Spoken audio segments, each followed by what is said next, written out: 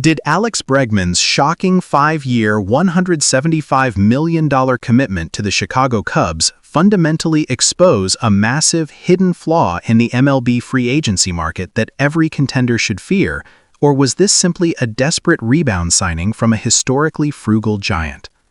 The question isn't just if the Cubs paid too much for a superstar approaching his 30s, but whether this $35 million annual average value deal completely rewrites the roadmap for how Midwestern franchises, often accused of hoarding cash, can decisively steal championship windows from the traditional powerhouses. Welcome back to 601 Daily News, where we track the seismic shifts in Major League Baseball, especially those that involve multi-million-dollar contracts designed to turn promising rosters into World Series favorites. And today we are diving deep into the Boras negotiation masterclass that just detonated in the NL Central. The initial news hit the wire like a lightning strike.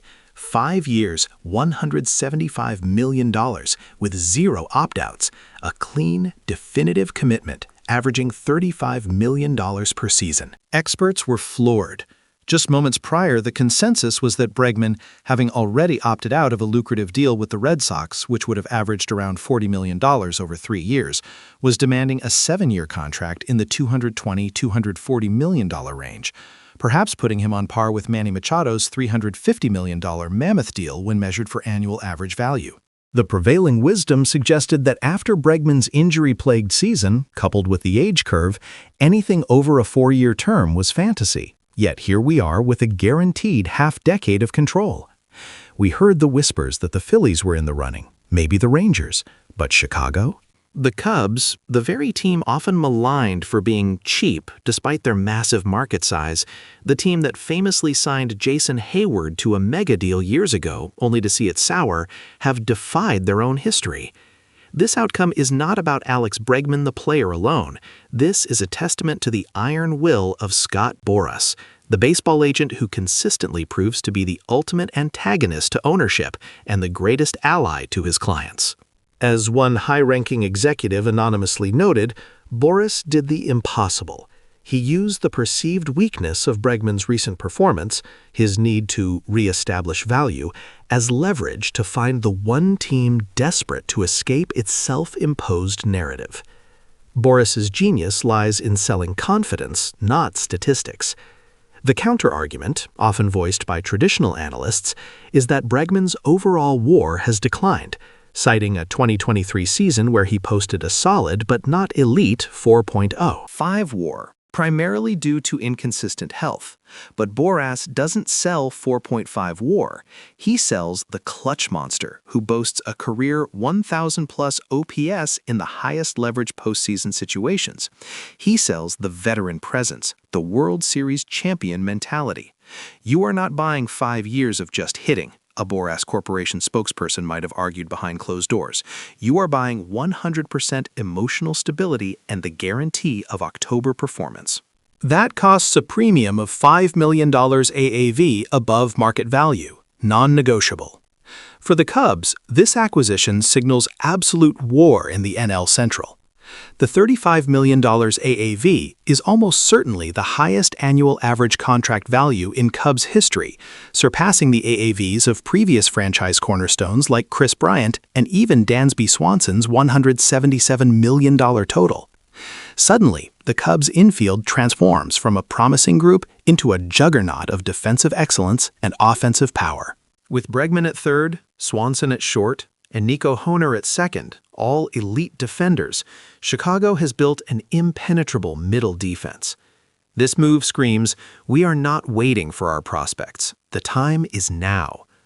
But the real drama, the true climax of this entire acquisition, lies in the ripple effect on the pitching staff, specifically the trade market for Tarik Skubal. The Bregman signing isn't an endpoint, it's an accelerator.